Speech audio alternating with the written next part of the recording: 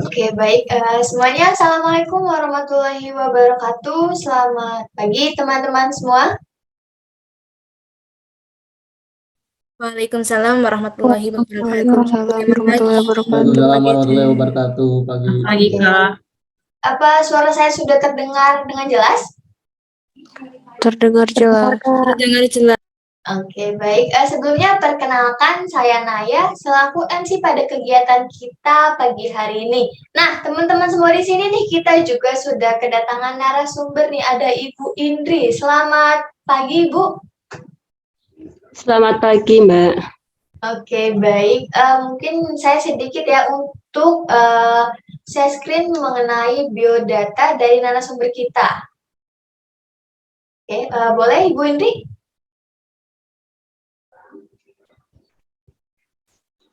Sudah saya kirim, Mbak.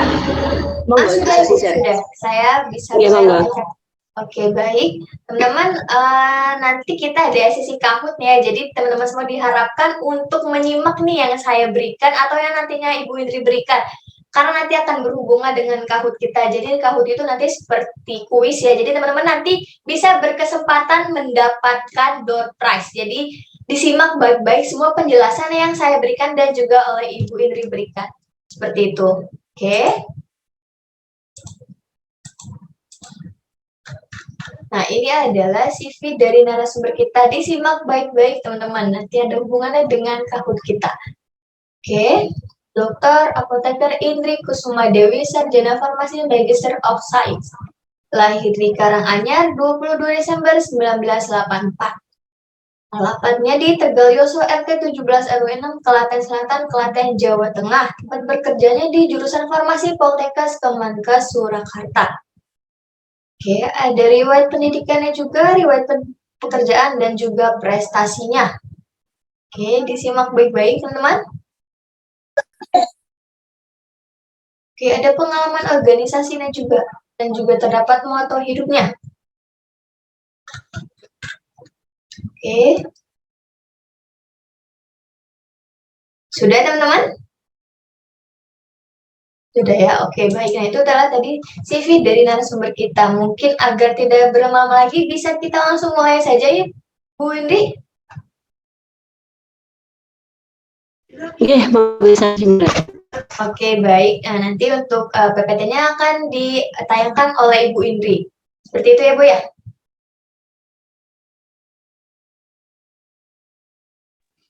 Oke, Mbak. Baik, untuk Ibu Indri dipersilakan.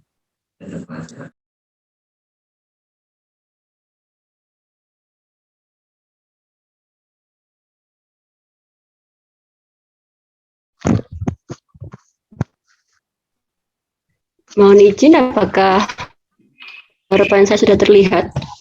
Sudah, Ibu, sudah terlihat. Ya. Oke, terima kasih. Bismillahirrahmanirrahim. Assalamualaikum warahmatullahi wabarakatuh. Selamat pagi semuanya. Pertama kalinya saya ucapkan terima kasih. Ini event dari Yapindo, suatu kehormatan saya bisa sharing di sini bersama teman-teman semua. Ini mahasiswa farmasi atau dari luar juga, Mbak? Mahasiswa farmasi ya, teman-teman ya? Ini kan farmasi ya? Oke. Ya. Oke, nanti kita belajar bersama. Tadi seperti disampaikan Mbak Esi ya, saya saat ini mengajar di jurusan farmasi Poltekkes Surakarta. Tetapi sebelumnya kami punya jurusan jamu, dan dari awal saya PNS di Poltekkes Surakarta itu terjunnya di jurusan jamu ya. Jadi memang kami mendalami dunia kesehatan tradisional. Ini saya sharing sedikit mengenai perkembangan obat tradisional saat ini, termasuk salah satunya nanti di di dunia kesehatan tradisional ya, yang memang kami di jurusan jamu berhubungan sekali, termasuk dari profesinya dan sebagainya. Bahkan dulu ada di Kementerian Kesehatan itu ada Direktorat Jenderal Kesehatan Tradisional. Nah, memang kami hubungannya sangat erat sekali dari jurusan jamu selaku instansi pendidikan, kemudian dengan kebijakan atau regulator dari Direktorat Jenderal Kesehatan Tradisional. Kebetulan kami juga bernaungnya di bawah Kementerian Kesehatan. Ini kita mungkin mereview aja ya, adik-adik atau mahasiswa atau teman-teman semuanya tidak asing atau mungkin sudah sangat tahu sekali mengenai keragaman hayati di Indonesia ya, yang luar biasa kekayaan kita. Kalau di ranking sedunia itu kita kan ranking 2 setelah negara Brasil. Kita mempunyai banyak tanaman obat dan kita sering sekali mengekspor bahan baku tanaman obat. Kemarin baru saja bulan Agustus saya diundang dari Kementerian Luar Negeri sebagai pembicara. Itu juga data dari Kementerian Luar Negeri menyampaikan negara terbesar mengekspor bahan baku obat tradisional itu salah satunya adalah Indonesia. Nah, ini menjadikan peluang besar kita di sini sebagai apalagi di sini generasi muda semua ya, itu melestarikan tanaman obat yang punya potensi luar biasa untuk pengobatan tradisional. Bahkan dari luar negeri saja bahan bakunya mengambil dari Indonesia. Nah, dari hasil riset Ristoja atau riset tanaman obat dan jamu, kami dari Poltekkes Surakarta, jurusan jamu, termasuk tim riset di dalamnya. Dulu pernah ikut riset tanaman obat di seluruh pulau di Indonesia. Bahkan masuk ke etnik tertentu, pedalaman tertentu seperti itu. Ini tujuannya untuk mengeksplor atau menggali segala potensi tanaman obat di seluruh Indonesia seperti itu. Ini datanya diperoleh bahwa dari 30.000 jenis tanaman itu yang mempunyai potensi sebagai tanaman obat itu 19.871. Sudah teridentifikasi dari data Kementerian Kesehatan 2015 ini 16.218. Kemudian riset selanjutnya selain Ristoja, Kemenkes juga ada riset kesehatan dasar Riskesdas. Dari data jumlah tanaman obat tersebut, kemudian kita survei ke masyarakat, ternyata 50% dari responden itu menggunakan jamu dan 96% diantaranya merasakan bagaimana setelah mengkonsumsi jamu tersebut. Jadi memang luar biasa kemanfaatan kita menggunakan jamu ya. Jamu itu bisa dalam bentuk kita membuatnya dalam bentuk bahan baku, misalkan bentuk kering simplisianya ataupun tanaman segarnya, ataupun sudah dibuat dalam sediaan seperti itu. Nah, ini terbukti memang potensinya banyak. Nah, kita ketahui juga memang jamu itu turun-temurun dari 3 generasi berturut-turut. Sebagai warisan budaya nenek moyang kita, itu mempunyai manfaat. Jadi penelitian hasil manfaat itu memang bukan dari hasil riset secara praktis atau klinis, tapi memang terbukti dari empiris tadi itu. Jadi dari generasi sebelumnya, maka jamu itu memang kita rasakan manfaatnya untuk bisa mengatasi beberapa gangguan kesehatan seperti itu. Jadi misalkan, gini kata nenek moyang dulu, misalkan temulawak bisa untuk imun, itu kata nenek moyang dulu ya, berarti empirik. Tapi ternyata setelah diuji secara saintifik dan sudah ada ramuan jamu saintifik ya sekarang dari BPTOT itu sudah ada beberapa ramuan jamu saintifik, nanti di belakang saya sampaikan, itu diuji secara klinis, memang betul terbukti. Nah, itu baru ujinya dilakukan secara klinis. Nah, kalau yang empiris itu namanya jamu itu dari hasil dari hasil kemanfaatan nenek moyang kita dulu gitu ya, seperti itu. Sehingga memang jamu itu mempunyai manfaat banyak dari mulai kesehatan, ekonomi, sosial, dan budaya. Nah, ini penggolongan obat bahan alam berdasarkan Permenkes ada 3. Yang pertama jamu, kemudian obat herbal terstandar, yang ketiga fitofarmaka, yang terakhir ini fitofarmaka. Nah, dan saat ini fitofarmaka sudah di launching ya, tambahan fitofarmaka yang baru, ada beberapa tambahan yang dulunya masih jamu, udah diuji secara klinis, sekarang masuk ke fitofarmaka. Nanti kita share perkembangan terkini fitofarmakanya seperti apa yang sekarang itu, nanti di belakang ada. Nah, menginjak ke regulasi. Jadi bicara masalah obat tradisional itu sudah jelas diatur ya di undang-undang, kemudian di peraturan pemerintah, bahkan Permenkes pun kami dari instansi pendidikan jurusan jamu Poltekkes Surakarta pun yang meluluskan anak-anak jamu nanti ya, alumni jamu mahasiswa jamu yang lulus nanti itu akan menjadi tenaga kesehatan tradisional. Nah, ini diatur juga di Permenkes gitu ya. Jadi memang kita punya pegangan regulasi untuk mengatur bagaimana obat tradisional itu akan digunakan di pelayanan gitu, masuk di ranah pelayanan seperti apa. Obat tradisional itu memang diarahkan sebenarnya masuknya lebih ke pelayanan kesehatan tradisional.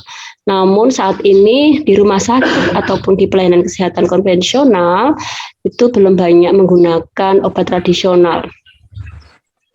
Karena memang seperti ada klaim ya BPJS saat ini belum bisa masuk ke obat tradisional, seperti itu salah satunya kendalanya. Jadi kadang obat tradisional malah harganya lebih tinggi daripada obat-obat konvensional. Nah, ini yang pertama, Undang-Undang Nomor 36 Tahun 2009 mengenai kesehatan. Ini ada upaya tentang penyelenggaraan kesehatan, yaitu melalui pelayanan kestrat atau kesehatan tradisional yang pemanfaatan atau penggunaannya nanti itu menggunakan obat tradisional. Anak-anak atau alumni kami dari jurusan jamu itu sudah ada yang berpraktek, tapi praktek mandiri. Jadi mereka kerjanya seperti kalau kita melihat itu seperti tabib ya. Jadi ada klien datang itu nanti dikaji dulu, kemudian setelah itu ada rekomendasi atau memberikan suatu memberikan suatu obat tradisional tadi itu bisa dengan bentuk kering simlisianya atau dengan meracik seperti itu, dibuat sediaan. Nah, ini memang diarahkan masuk ke rumahnya pelayanan kestrat tadi ini. Kemudian peraturan pemerintah PP nomor 103 tahun 2014. Nah, ini yang mengatur Yankestrat. Di dalam Yankestrat itu salah satunya mengatur juga tenaga kesehatan yang berkompeten di situ. Memang saat ini ada beberapa nakes yang lain yang masuk seperti selain nakes lulusan D3 jamu, tapi juga ada seperti dokter yang mengikuti sertifikasi, kemudian farmasi juga masih ada beberapa yang masuk di Yankestrat. Tapi kalau alumni kami saat ini memang prakteknya mandiri, jadi mereka punya izin praktek dan terjun langsung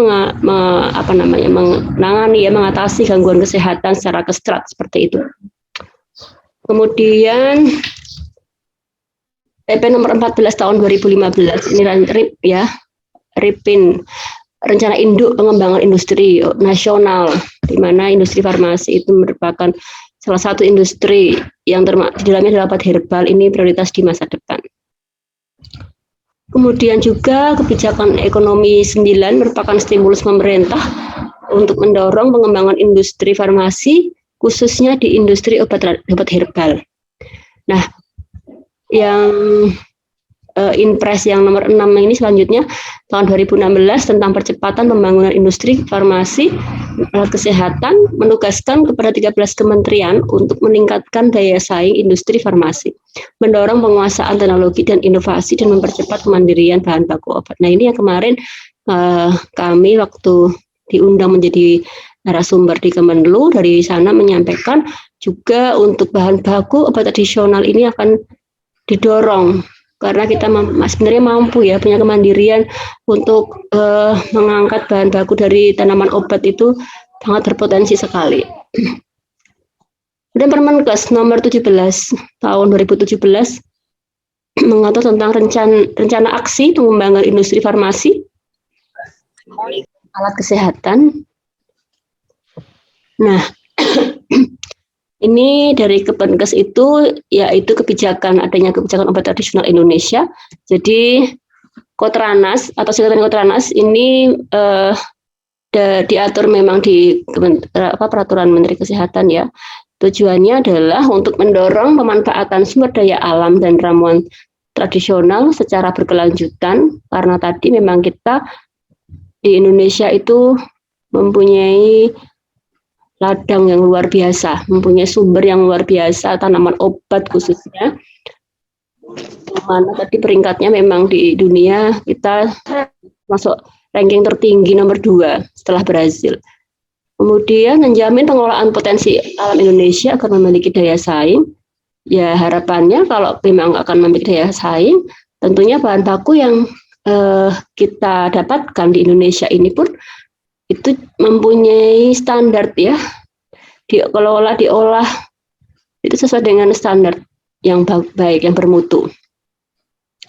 Terus yang ketiga, tersedianya obat tradisional, dan yang keempat, menjadikan obat tradisional sebagai komoditi unggul.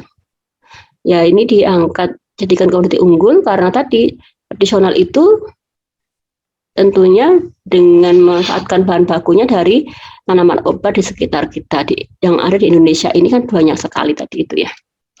Oke, kita mengulas yang 3 penggolongan obat bahan alam yang tadi sudah saya sampaikan di depan. Itu kan ada 3 ya, jamu, OHT, kemudian fitofarmaka. Nah sebenarnya di mana bedanya dari 3 itu? Sekilas sudah saya singgung untuk yang jamu. Jadi yang jamu ini dinyatakan sebagai jamu ketika bahan tersebut atau sediaan atau ya tersebut itu terbukti secara empiris dari turun temurun gitu ya, memang dari nenek moyang, mempunyai manfaat yang dirasakan sama gitu 3 generasi berturut-turut itu. Misalkan tadi seperti kunyit untuk mengatasi mah gitu ya, mah sebelum makan mengkonsumsi kunyit gitu. Dari 3 generasi berturut-turut menggunakan itu terus dan memang terbukti bagus untuk mengatasi gangguan asam lambung misalkan seperti itu. Ini untuk jamu, jadi memang hanya dari empiris, bukan dari uji praklinis maupun uji klinis. Kemudian memenuhi juga syarat pembuatan yang baik. Kalau sudah masuk di ranahnya industri, dibuat dalam bentuk sediaan ya. Kalau di industri dibuat dalam bentuk sediaan, di sini pun nanti cara pembuatannya juga memang harus memenuhi syarat mutu, syarat pembuatan yang baik. Untuk yang di industri, yang izinnya sudah jamu itu kurang lebih 11.000. Kemudian yang kedua, OHT, obat herbal terstandar. Ini levelnya lebih tinggi dari pengujiannya ya. Jadi kalau jamu tadi dari empiris yang katanya nenek moyang, katanya generasi sebelumnya 3 generasi berturut-turut seperti itu. Kalau ini bukan katanya lagi, tapi di sini memang sudah dilakukan dilakukan pengujian secara ilmiah. Di sini ujinya praklinis. Praklinis berarti sudah diuji menggunakan hewan uji atau subjeknya itu adalah hewan uji secara farmakologis, secara toksisitas, itu sudah ada hasil ujinya, keamanannya seperti apa, kemudian juga kemanfaatan atau khasiatnya itu. Sehingga ini memang benar-benar berbasis evidence base, jadi sudah ada data evidence base-nya. Seperti fitofarmaka juga, jadi ada 2 penggolongan obat bahan alam yang memang dia tidak hanya katanya, tapi ada evidence base-nya, ada data hasil ujinya itu golongan OHT dan fitofarmaka. Kemudian bahan baku dan produk jadi terstandar. Nah itu tadi kelemahan ya di Indonesia, bahan baku itu kan dari sumbernya berbeda-beda ya, terkadang memang kandungan fitokimianya itu bisa mempengaruhi. Kemudian nutrisi yang dikandung ya itu juga berbeda, atau tempat tumbuhnya itu mempengaruhi nanti kondisi iklim cuaca dan sebagainya kan mempengaruhi juga kimia. Jadi padahal nggak terstandar gitu ya. Jadi memang kalau udah levelnya OHT di sini, tentunya bahan baku pun juga harus terstandar. Nah nantinya setelah diproses, diolah menjadi bahan produk jadi, nah produk jadinya nanti diuji lagi, dilakukan standarisasi lagi. Dan harus mendapatkan sertifikat CPOTB kalau industri yang sudah CPOTB.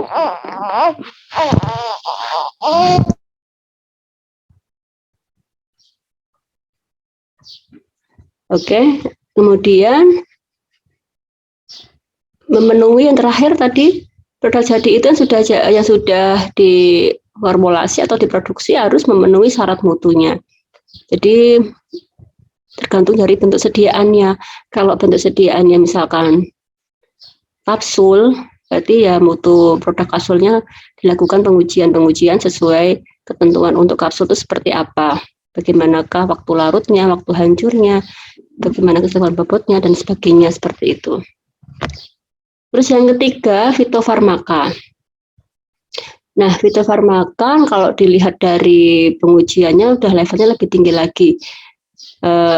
Diuji secara klinis ya, jadi sudah masuk ke manusia untuk pengujiannya, terbukti keamanannya, khasiatnya, bahan baku dan produknya pun juga harus terstandar sama seperti OHT. Terus sertifikat CPOTB harus ada, kalau di industri nanti memang harus syaratnya sesuai dengan CPOTB cara pembuatannya tersebut. Kemudian ini sebelumnya tentunya ada uji praklinis juga. Jadi memang kalau udah masuk klinis kan lewati praklinis dulu juga, memenuhi syarat mutu produknya. Nah, di sini nampak kelihatan sekali sebenarnya proses pembuatan dari bahan baku itu sampai suatu senyawa itu akan terlihat mana-mana yang masuk di jamu dan mana-mana yang masuk di OHT gitu ya, atau fitofarmaka. Nah, tadi kan jamu itu empiris ya, tidak melewati pengujian. Kita tahu bahwa dalam setiap tanaman obat itu kan banyak sekali kandungannya, mempunyai bagian-bagian tanaman, dan setiap bagian tanaman itu mempunyai lebih dari satu kandungan fitokimia. Gitu. Proses untuk sebelum ke bentuk sediaan itu tadi kan bahan baku itu kalau masih basah maka dibuat pengeringan, dibuat simplisia itu untuk dengan pengolahan pasca panen. Nah ini tahap awal simplisia. Selanjutnya kita masuk karena tadi ada kandungan fitokimia maka kan tentunya harus diambil ya. Nah ini dilakukan proses ekstraksi pengambilan kandungan fitokimia yang ada di dalam tanaman obat tadi yang sudah diperoleh dalam bentuk simplisia atau bentuk kering. Nah hasil ekstraksi tersebut dinamakan ekstrak. Bisa ekstrak itu ekstrak kental, ekstrak cair, atau ekstrak kering. Nah, hasil ekstrak itu sebenarnya bisa dilakukan proses ekstraksi lagi ya, atau ekstraksi bertingkat atau fraksinasi. Ini untuk memisahkan golongan-golongan tanaman obat gitu. Jadi kalau ekstrak itu masih general gitu ya, jadi masih banyak golongannya masih masuk banyak di ekstraksi. Nah kalau fraksinasi ini sudah mulai selektivitasnya sudah mulai nampak apakah dia memang masuk di misalkan misalkan larutnya apakah dia yang polar atau semipolar atau yang non polar. Jadi mulai terpisah nanti sesuai kesukaan fitokimia itu suka yang mana, masuknya yang mana. Nah setelah ke fraksi ini masih bisa lagi diambil dengan proses fraksinasi dan screening molekuler. Ini nanti fraksi bioaktif yang memang dia akan mempunyai fraksi manakah yang dia mempunyai kemampuan untuk aktivitasnya tersebut. Terus yang terakhir di sini nanti akan diambil yang paling tunggal senyawa aktifnya, chemical entities. Jadi dilakukan sintesis kimianya, dia sudah senyawa tunggalnya. Jadi tadi kan dari awalnya kan banyak golongan-golongan tanaman obat ya, kemudian ada beberapa golongan tanaman obat masuk, terpisah, itu fraksi, kemudian fraksi bioaktif dilihat mana yang paling aktif untuk mengatasi untuk uji aktivitasnya, baru nanti akan diperoleh satu senyawa aktifnya atau isolat aktifnya di situ. Dalam obat konvensional 50-60% produk farmaseutikal mengandung bahan alam atau hasil sintesisnya. Kemudian 10-25% obat resep mengandung satu atau lebih kandungan bahan alam tumbuhan. Nah, ini aspek yang perlu dipertimbangkan dalam pengembangan bahan alam. Nah, tadi kita kan dari tahap awal dulu ya, proses pengolahan bahan baku dulu. Setelah bahan baku itu sampai di mana? Misalkan sampai ke ekstrak gitu kan. Nah, ekstrak ini kan tentunya akan dilanjutkan lagi karena harus bentuk sediaan. Ini maka harus dilakukan proses formulasi. Formulanya seperti apa? Setelah dibuat formulasi, produk jadi itu kan tadi bahan baku di standar atau dilakukan pengujian mutu dulu ya, bahan baku Simplicia misalkan itu dilihat parameter mutunya dulu, kadar airnya dan sebagainya. Kemudian setelah itu masuk ke bentuk sediaan formulanya itu, nah ini juga bahan baku produk jadinya juga harus dilakukan uji mutunya atau di standarisasinya. Nah, kemudian tadi masuk yang OHT fitofarmaka atau OHT farmaka, maka kalau OHT dilakukan uji praklinis, kemudian kalau dilanjutkan ke uji klinis ini berarti masuknya ke fitofarmaka. Prinsip penting dalam kita melakukan standarisasi obat bahan alam. Nah, kita melihat dulu apa sih standarisasi itu. Jadi di awal tadi disinggung bahan baku, produk jadi itu harus memenuhi parameter mutu gitu ya, harus dilakukan memenuhi syarat. Itu berarti kita melakukan suatu serangkaian parameter, prosedur dan cara pengukuran yang hasilnya merupakan unsur-unsur terkait paradigma mutu kefarmasian. Mutu dalam artian di sini memenuhi syarat standar, baik itu syaratnya ada kimia, biologi maupun syarat kefarmasian. Atau proses di sini menjamin bahwa produk akhir ataupun dari bahan baku awal pun di sini mempunyai nilai parameter. Jadi memang ada parameter di sini yang menjadi acuannya yang dan ditetapkan terlebih dahulu. Nah, dalam pengolahan bahan baku ini tadi sudah saya sampaikan juga harus dilihat ya, karena karakteristik bahan baku itu berupa bahan alam dapat bervariasi dari tempat tumbuhnya, lokasi tempat tumbuh, kemudian masa panen, umur dan sebagainya, itu juga mempengaruhi nanti hasil dari fitokimianya atau dari kandungannya. Dan kalau sudah berbeda kandungan fitokimianya itu juga dampaknya akan mempengaruhi ke efeknya yang dihasilkan atau ke aktivitasnya yang akan dihasilkan. Keberhasilan industri obat herbal dalam pengembangan obat bahan alam adalah ini kualitas obat bahan alam yang ditentukan oleh lingkungan alam di mana tanaman obat tersebut tumbuh. Nah, ini adalah standarisasi. Termasuk juga dalam standarisasi, maka perlu diperhatikan betul tempat tumbuhnya itu dari mana, apakah tanaman itu tumbuhnya liar atau tanaman yang dibudidayakan, dan tempat tumbuhnya di daratan mana atau di daerah mana, seperti itu memang harus distandarisasi juga. Mohon izin sebentar. Kemudian selanjutnya jenis standarisasi, tadi di awal kita menyinggung bahwa bahan baku dan produk jadi juga harus distandarisasi. Nah, ini yang bahan baku itu ada parameter yang harus diperhatikan. Salah satunya kita mengacu pada buku atau monografi bahan alam yang sering digunakan biasanya buku-buku seperti Materia Medica Indonesia, Farmakopeia Herbal Indonesia. Jadi kalau kita bahan bakunya bentuknya Simplicia, maka harus dilakukan pengujian seperti uji kadar air, uji kadar abu, kemudian kadar sari, dan juga dicek, diidentifikasi bagaimana berapa kadar kandungan kimia golongan tertentu ya, dan juga organoleptis tentunya. Kemudian kalau produk yang jadi Ini ada peraturannya yang harus diacu, yaitu pada peraturan BPOM nomor 32 tahun 2019. Ini mengatur tentang persyaratan keamanan dan mutu obat tradisional.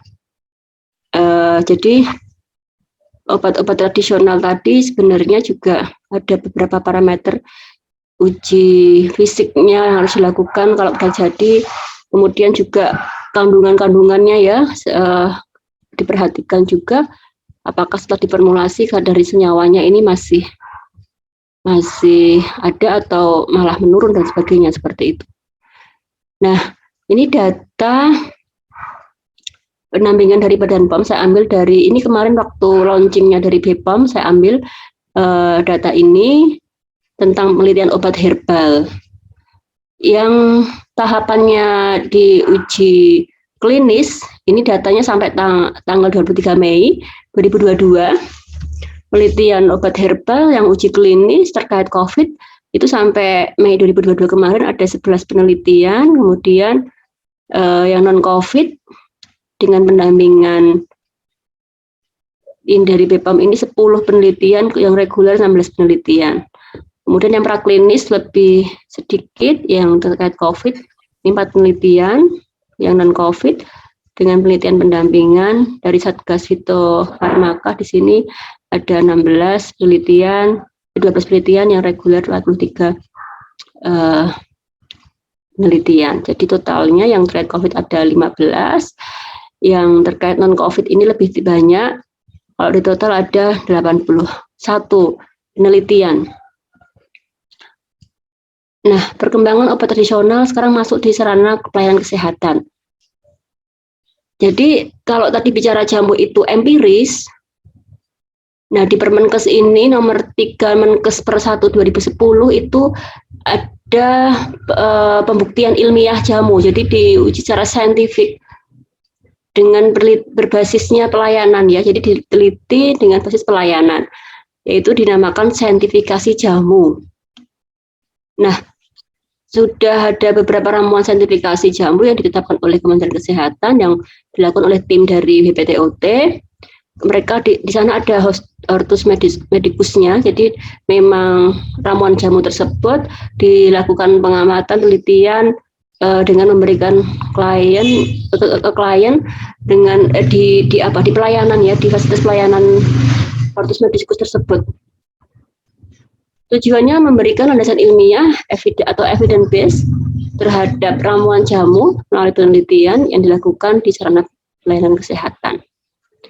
Penelitian ini dari 2010 menghasilkan 9 jamu saintifik dari mulai darah tinggi, asam urat, radang sendi, gangguan pencernaan, wasir, gangguan fungsi hati, pelancar ASI, rinitis, batu saluran kemih. Nah, ini bersinergis, penelitian-penelitian tentang jamu itu juga bersinergis. Saat ini di Kementerian Kesehatan memang mengarah ke transformasi sistem kesehatan. Ada 6 pilar transformasi kesehatan yang sekarang digalakkan oleh Kemenkes itu.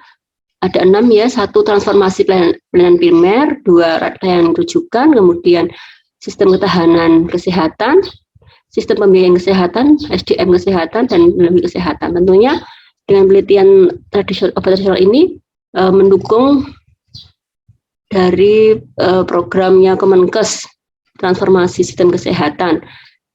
Ini seperti jamu itu lebih ke bisa ke preventif, berarti pencegahan, bisa ke promotif, rehabilitatif ya, juga bisa untuk mengatasi gangguan ini kan bisa juga sebenarnya mengarah ke kuratif.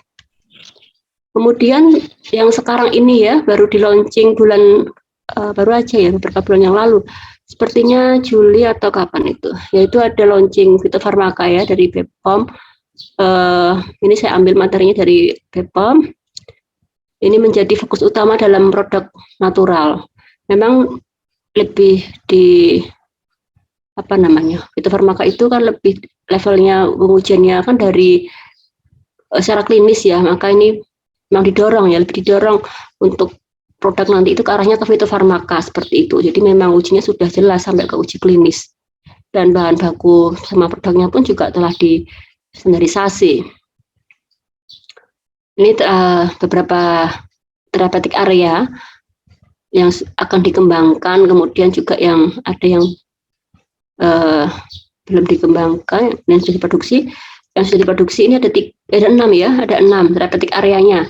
Untuk fitofarmaka ini baru 6 ya, imunomodulator, pekak lambung, anti diabetes, anti hipertensi, melancarkan sirkulasi darah, meningkatkan kadar albumin. Ini masih banyak sekali yang akan dikembangkan dan bahkan ada yang belum dikembangkan. Jadi ada yang in proses, ada yang belum sama sekali. Sehingga menjadi PR ya, ternyata masih banyak sekali potensi-potensi dari therapeutic area memanfaatkan memanfaatkan tanaman obat tadi itu yang memang nanti akan diarahkan dikembangkan ke arah fitofarmaka. Nah, tadi fitofarmaka itu karena pengujian keamanan dan khasiatnya sudah sampai klinis, maka memang sangat didorong ke depannya seperti itu. Salah satu monografi tadi yang menjadi acuan untuk produksi obat tradisional tadi adalah Farmakope Herbal Indonesia. Di sini ada mengatur tentang standar persyaratan mutu bahan baku herbal yang akan digunakan dalam pembuatan obat tradisional. Misalkan mutu mikroskopiknya seperti apa, mikroskopiknya dari setiap tanaman obat itu seperti apa. Terus kandungan kimianya apa saja yang sudah ada diatur di FH itu, metode analisisnya seperti itu dan sebagainya. Kemudian peningkatan penggunaan fitofarmaka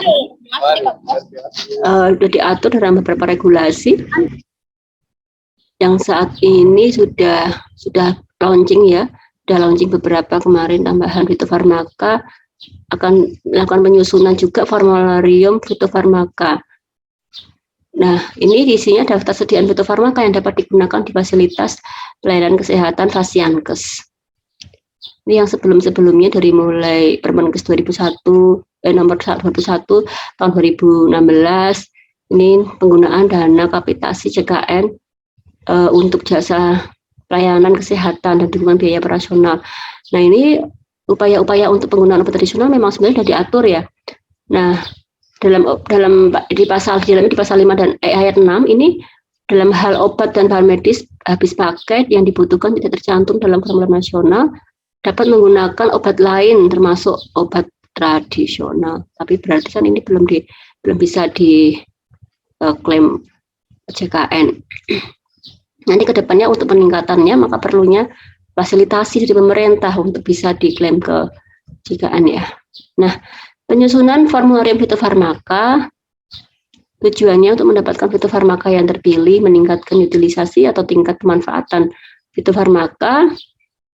Ini menjadi acuan perencanaan kebutuhan obat tradisional fitofarmaka yang menyusun Komite Nasional dari Menteri Kesehatan yang menetapkan ada tim ahli, tim evaluasi, tim pelaksana, dan tim review. Anggota Komnas itu dari mulai akademisi, peneliti, perwakilan organisasi profesi, Kementerian Kesehatan, dan juga Badan POM. Kemudian kriteria pemilihan fitofarmaka. Tadi dari pengujiannya jelas ya, sudah diuji secara klinis untuk mengetahui khasiat dan kemanfaatannya. Kemudian standar bahan bakunya juga terstandar, ada evidence base-nya tadi, dan juga tentunya kalau sudah masuk ke industri ini harus mempunyai izin edar yang disetujui oleh BPOM sebagai fitofarmaka. Sistematika penulisan formularium fitofarmaka untuk penggolongan didasarkan pada area terapeutiknya, itu terdiri dari komposisi, bentuk sediaan, posologi, kemudian komposisi berdasarkan FHI. Kemudian fitofarmaka yang berisi kombinasi ekstrak dituliskan masing-masing ekstrak berkhasiatnya, disertai bobot masing-masing ekstraknya, karena fitofarmaka ini kalau kita amati ada beberapa campuran ekstrak. Jumlah fitofarmaka ada berdasarkan 6 kelas terapi, 7 indikasi dengan komposisi generik sama.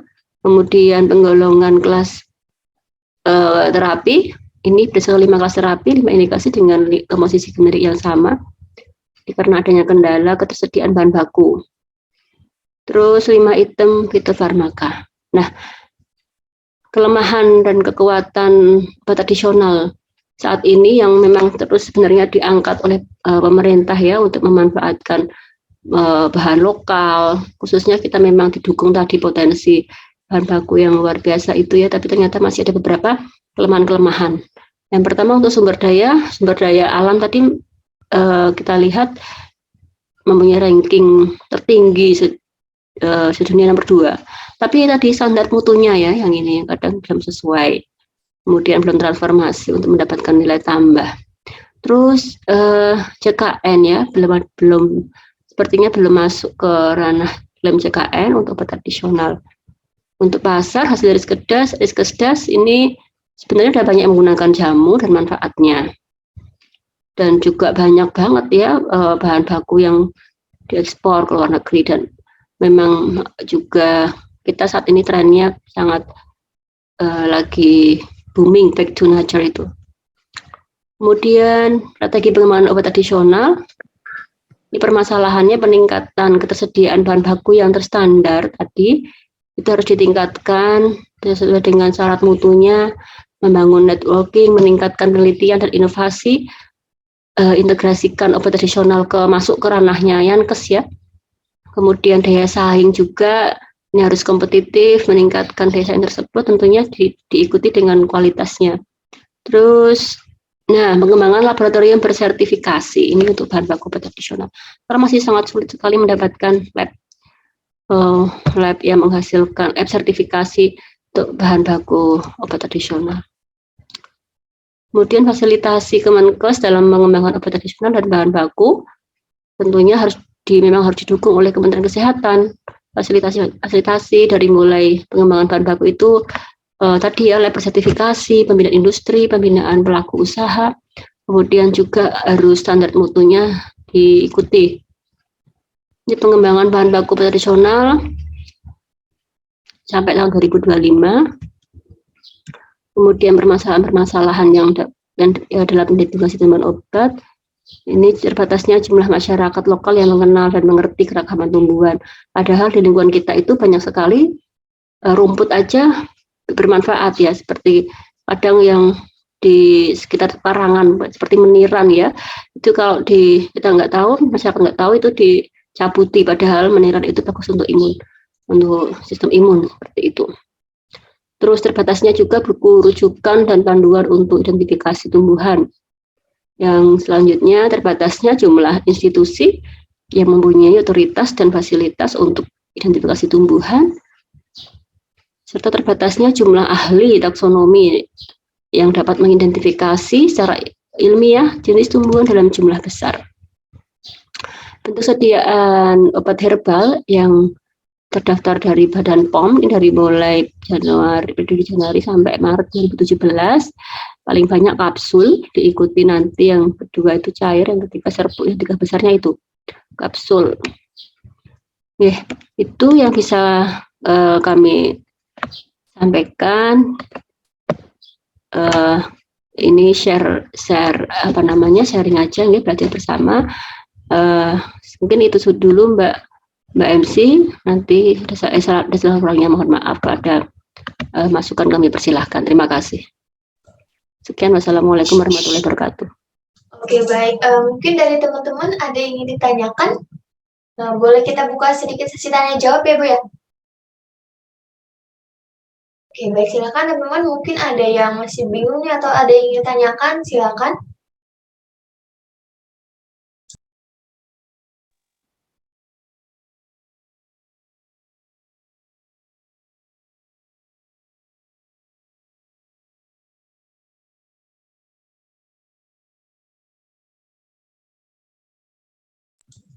Silakan teman-teman. Setelah ini ada rekan saya yang ingin menyampaikan informasi untuk teman-teman semua yang ada di sini. Tapi sebelum itu mungkin kita masih buka di sesi tanya jawab dulu nih. Silakan untuk teman-teman semuanya. Mungkin kalau malu-malu bisa lewat chat komentar saja, nanti saya bantu bacakan. Oke, silakan.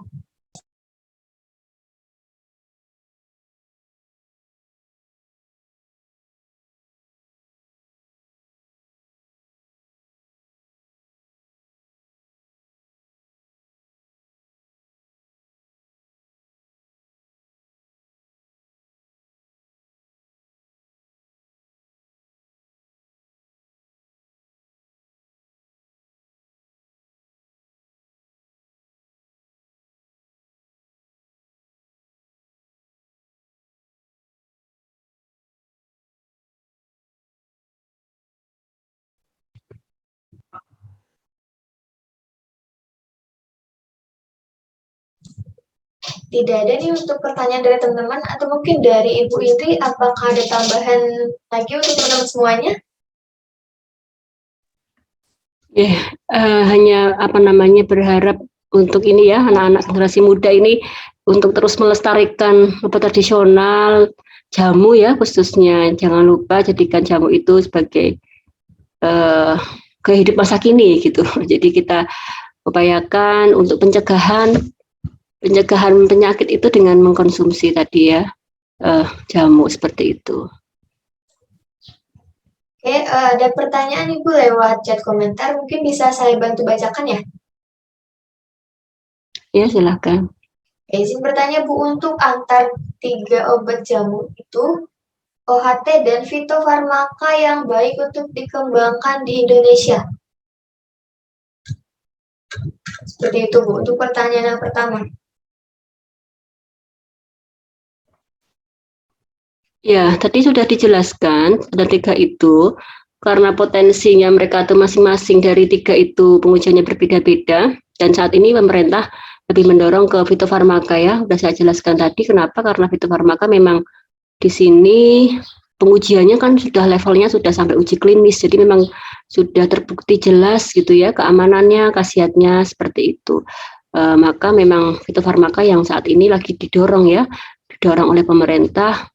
Dari tadi contohnya seperti ramuan jamu yang saya share tadi itu kan jamu yang saintifik itu yang bentuknya simplisia. Nah, ini akan didorong ke fitofarmaka ke depannya.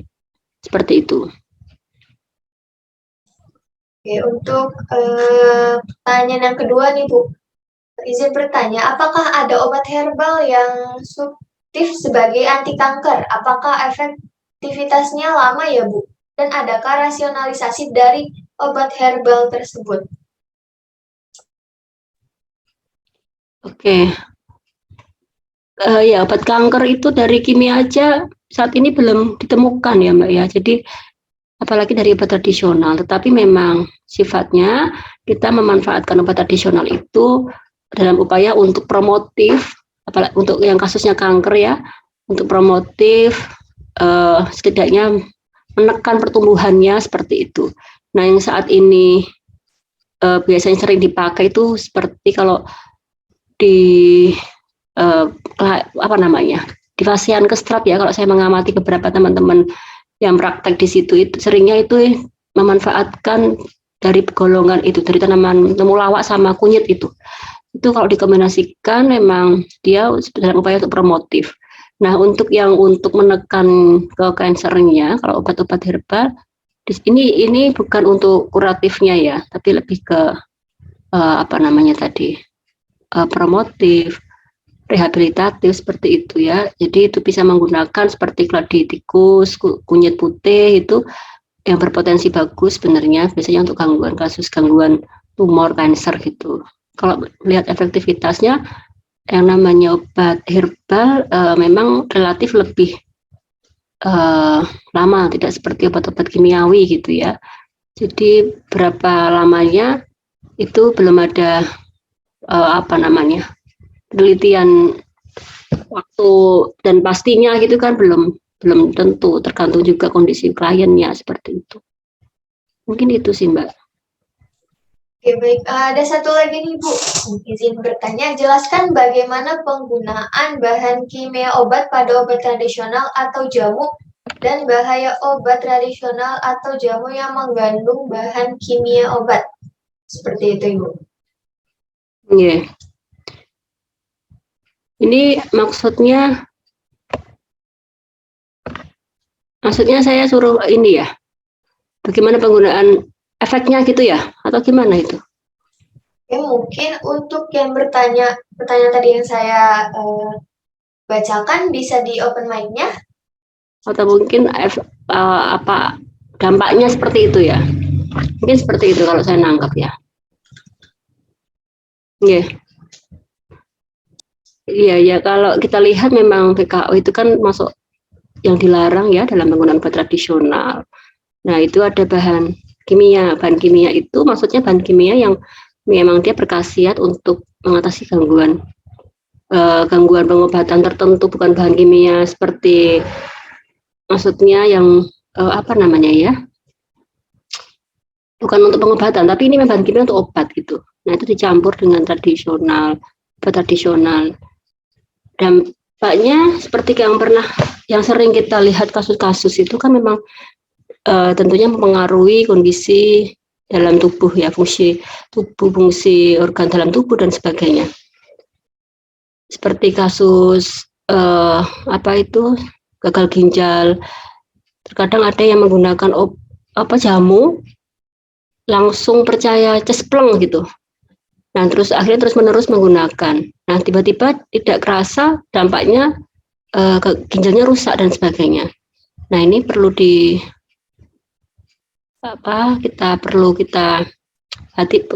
kewaspadaan gitu. Kewaspadaan menggunakan jamu-jamu yang efeknya cepat tadi, cespleng itu tadi, maka kemungkinan kalau itu dianalisis kemungkinan besar ada kandungan VKO tadi, karena memang kalau obat-obat kimia itu kan beda sama jamu ya, efeknya lebih cepat.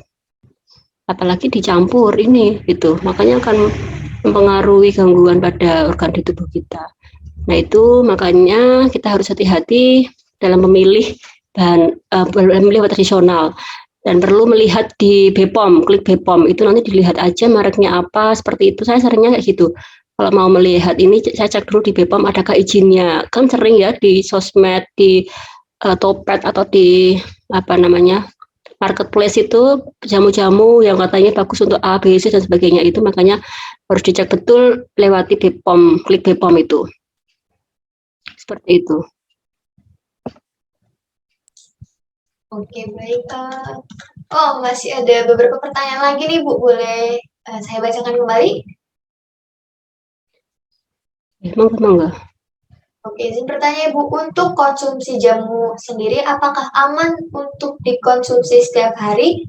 Bagaimana cara pengaturannya jika seorang perlu mengonsumsi obat-obat kimia juga dalam penyembuhan penyakitnya?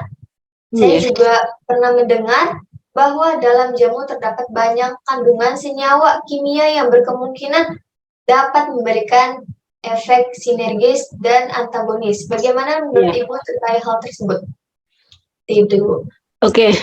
Nah, jamu yang dikonsumsi setiap hari itu aman jika memang jamu itu untuk kebugaran ya, bukan untuk jamu yang pengobatan. Dan dilihat juga jamu-jamu untuk kebugaran itu seperti apa ya, untuk dikonsumsi dalam misalkan jamu beras kencur atau jamu-jamu minuman seperti itu. Nah, kalau jamu yang sekiranya kita belum tahu bagaimana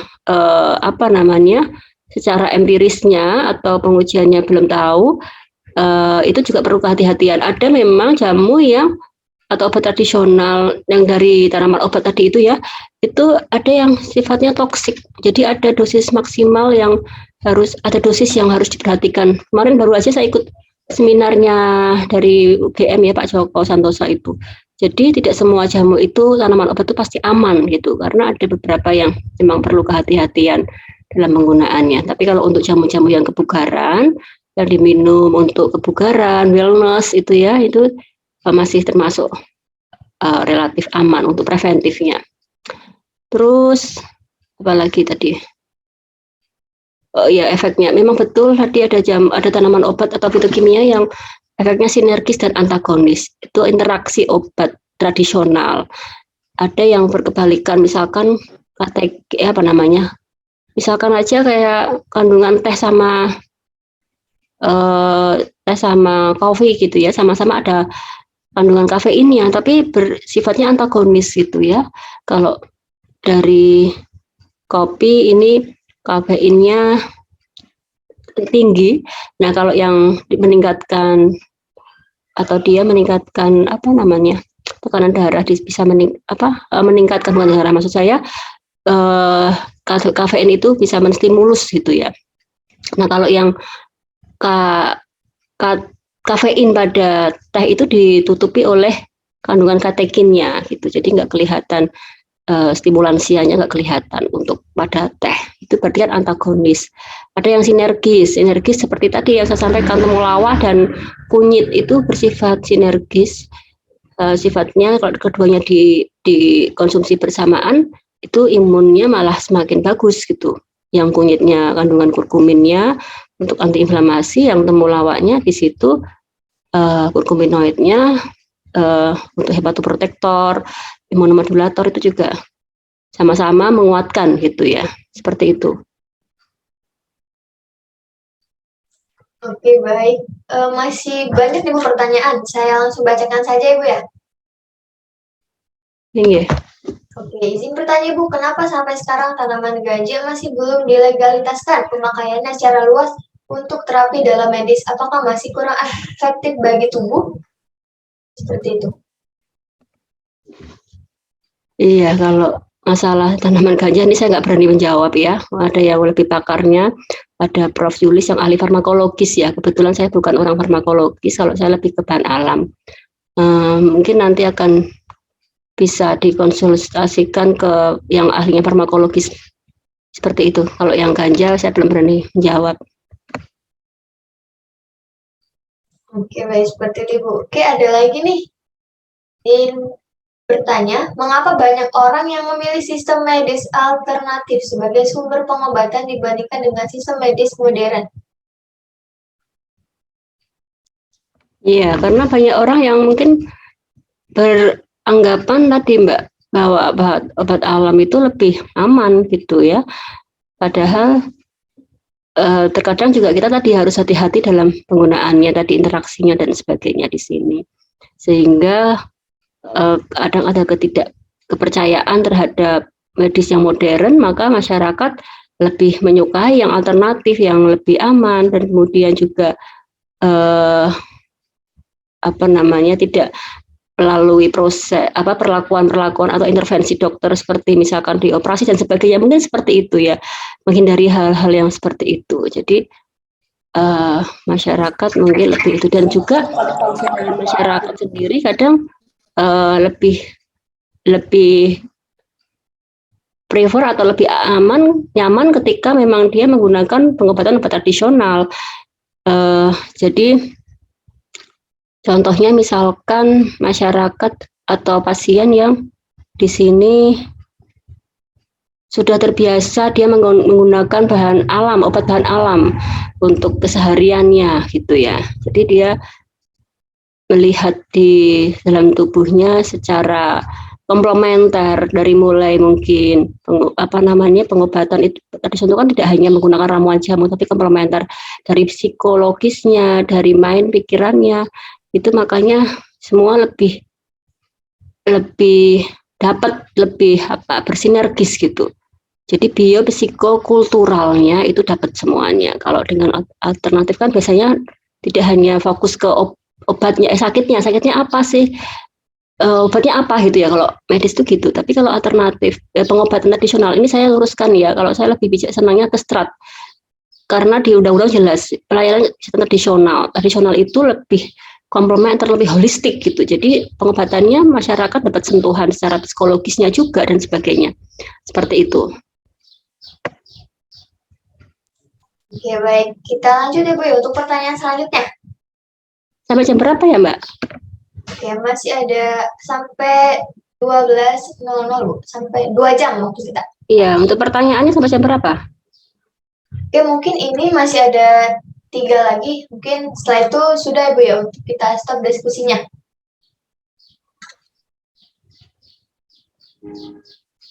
Masih ada 3 lagi nih Bu, boleh dilanjutkan?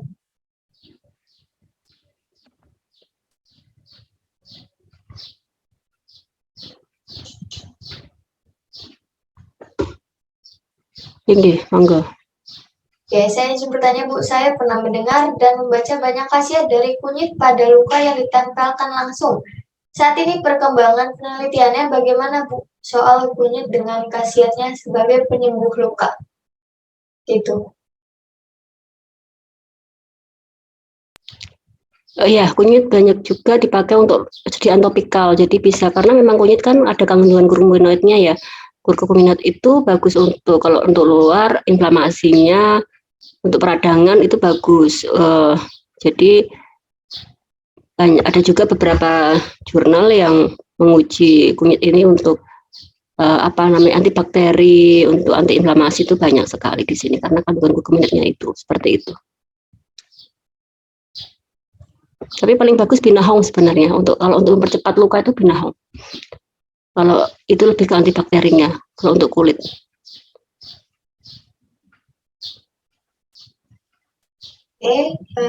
Lanjut untuk pertanyaan berikutnya. Izin bertanya, pada masa COVID banyak obat herbal yang digunakan masyarakat untuk mencegah gejala-gejala COVID. Apakah dampak tersebut dapat mempengaruhi kesehatan tubuh, sementara herbal tersebut belum teruji lab klinis dan uji lainnya? Ya, obat herbalnya apa dulu? Saya kan belum tahu obatnya seperti apa, maksudnya kandungannya apa dan sebagainya itu ya. Dan itu termasuk klaim yang mana, apakah itu jamu atau OHT atau fitofarmaka. Yang jelas kalau secara dari penggolongan 3 tadi itu kan untuk OHT dan fitofarmaka sudah diuji secara praklinis maupun klinis yang fitofarmaka. Nah itu makanya dalam penggunaan pemilihannya itu harus juga hati-hati. Nah kalau ini disampaikan herbal belum teruji klinis, nah ini makanya herbal yang mana dulu gitu ya. Jadi ini belum bisa, pertanyaannya masih belum belum lengkap gitu, masuk yang wilayah mana. Ini ada lanjutannya, ini seperti jamu. Jamu ya, kalau jamu yang seperti apa? Kalau dulu kan yang rame itu kan jamu-jamu bentuk simplisia dari apa namanya dulu itu, seperti jahe, temulawak, kunyit itu ya. Kalau itu ya tidak ada masalah kalau hanya simplisia direbus seperti itu. Makanya jamunya jamu yang klaim jamu itu yang kalau yang sediaan jadi harus dicek di BPOM, dicek di klik BPOM kalau sediaannya sudah jadi. Tapi kalau jamu simplisia seperti temulawak itu malah bagus, itu kan memang malah setiap saat bisa dikonsumsi ya. Pak Jokowi aja tiap hari minum temulawak gitu. Yaitu untuk imunomodulatornya sangat terbukti bagus. Di BPTOT kalau mungkin teman-teman bisa berkunjung ke sana itu untuk setiap gangguan penyakit dikasihnya pasti ada temulawaknya, ada kunyitnya, gitu ya. Memang itu untuk preventifnya. Oke, baik. Untuk pertanyaan yang terakhir nih Bu, dan untuk teman-teman semua juga. Izin bertanya Bu, apa saja hal-hal yang dilarang dalam kita memproduksi perkembangan obat tradisional dan apa suplemen kesehatannya? Terima kasih. Produksi maksudnya seperti apa ya? Maksudnya seperti apa? Memproduksi apa? Memproduksi sediaannya seperti apa? Larangan-larangan kandung apa seperti apa? Ya mungkin dilihat dari kandungannya atau mungkin dilihat dari aktivitasnya aja ya. Kalau untuk bahan bakunya tadi itu bahan baku itu harus jelas sumbernya dari mana gitu ya, sumber bahan baku dari mana gitu. Kemudian kandungannya harus jelas juga, kandungan fitokimianya berapa persentase kadarnya seperti itu. Kalau menurut saya seperti yang terstandar dari BPOM tadi sudah sangat jelas ya. Memang kita untuk memilih sebelum memproduksi kan harus memilih bahan baku dulu. Nah itu tadi dipastikan jelas sumber dari tanamannya itu terstandar, itu dulu yang jelas. Simplisia. Kalau tidak terstandar tentunya harus dilakukan dulu, dipilih atau diutamakan yang prioritaskan dulu yang memang memenuhi dulu itu. Kemudian baru mau ke arah mana untuk obat tradisionalnya, apakah OHT atau fitofarmaka. Kalau diarahkan ke fitofarmaka tentunya harus sampai ke pengujian ke arah klinis tadi itu.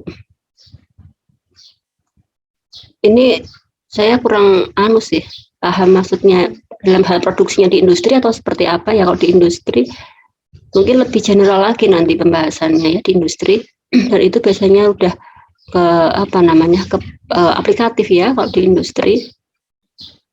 Mungkin itu sih ya. Ya baik, itu tadi pertanyaan-pertanyaan dari teman-teman Ibu. Mungkin cukup segini ya untuk sesi tanya jawabnya. Teman semua di sini jangan keluar dulu karena kita ada sesi terakhir yaitu sesi Kahoot. Teman-teman semua disiapkan ya untuk handphonenya atau laptopnya bisa digunakan. Nanti saya akan taruh linknya untuk teman-teman akses. Oke, baik, silakan untuk bergabung, linknya sudah saya taruh di chat kolom komentar. Oke, baik. Bisa kita mulai, teman-teman? Bisa, Kak. Oke, kita mulai ya. Siap semuanya?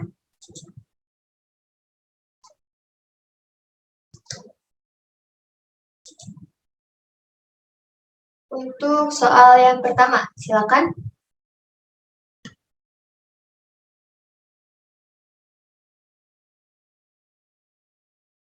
Waktunya 20 detik ya, teman-teman.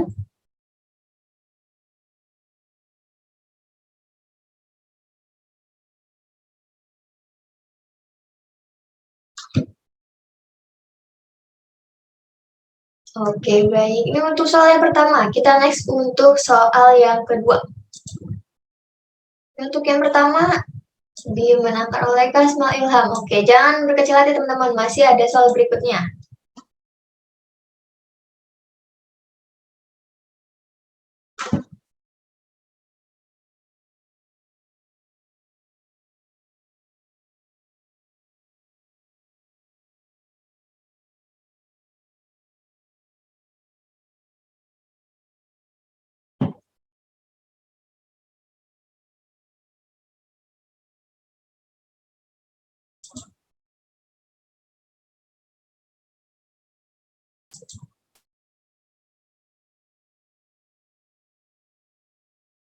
Oke, baik. Next.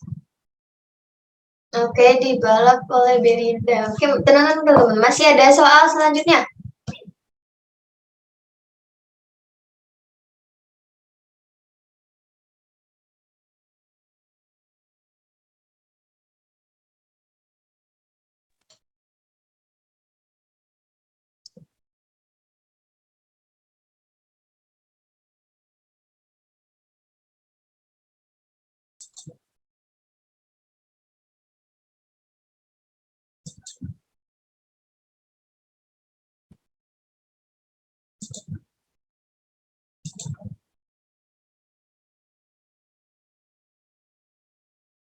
Oke, baik. Kita lanjut untuk soal berikutnya.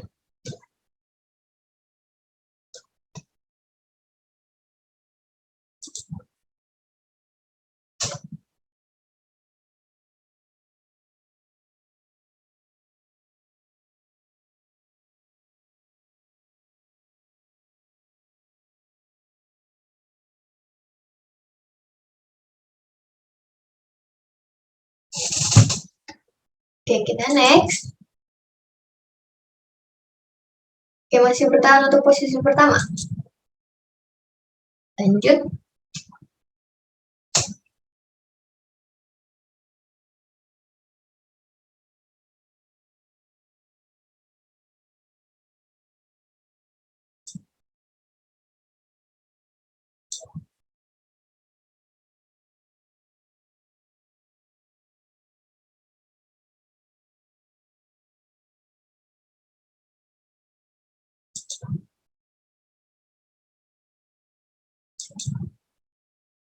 Soal berikutnya.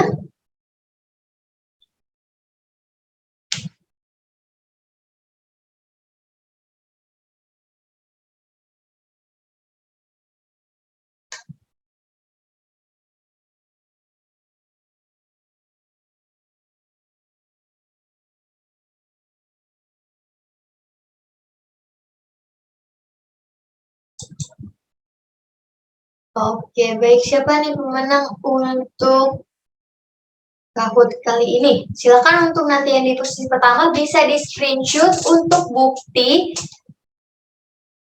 door prize-nya. Silakan chat kontak yang sudah saya berikan ya. Atas nama Belinda Faustin, apakah ada? Ada, Kak. Oke, jangan lupa di screenshot ya untuk hubungi nomor yang sudah saya sertakan di chat kolom komentar. Baik, Kak. Oke, baik. Terima kasih teman-teman. Teman-teman semua jangan berkecil hati karena untuk acara-acara berikutnya pasti ada untuk tepuk tangan dan sudah pastinya ada Kahoot lagi. Jadi teman-teman semua diharapkan jangan berkecil hati untuk pertemuan berikutnya. Oke, karena untuk kita yang terbatas mungkin bisa kita akhiri ya. Di sini masih ada Ibu Indri.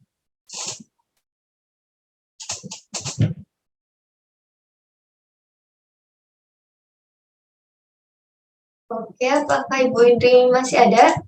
Untuk Ibu Indri, apakah bisa kita akhiri untuk pertemuan kita kali ini? Oke, baik. Mungkin belum terdengar. Oke, baik teman-teman. Terima kasih untuk teman-teman semua yang ada di sini yang sudah mengikuti kegiatan dari awal hingga akhir. Sama juga untuk pemenang kahutnya, untuk teman-teman semua. Terima kasih. Mungkin itu saja yang bisa saya sampaikan. Saya mewakili Ibu Indri. Kurang lebihnya mohon maaf. Saya akhiri. Wassalamualaikum warahmatullahi wabarakatuh. Selamat siang semuanya.